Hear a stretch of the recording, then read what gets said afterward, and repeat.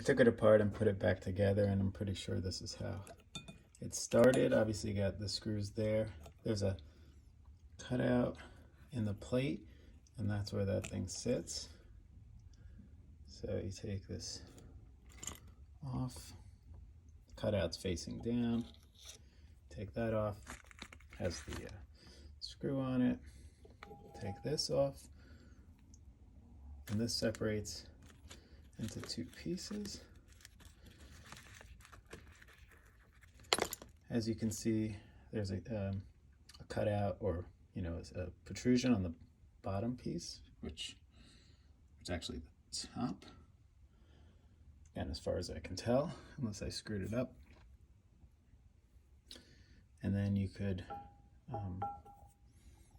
put it back together,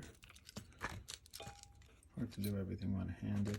This only goes on one way because of the cutout.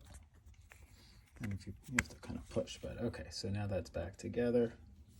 Again, this only goes one way because it has a tab. So yeah, this clearly is how it came.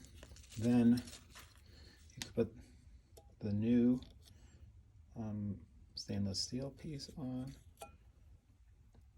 and that has this cutout here, which has to go over there, and then this is the new piece, has to match up with that,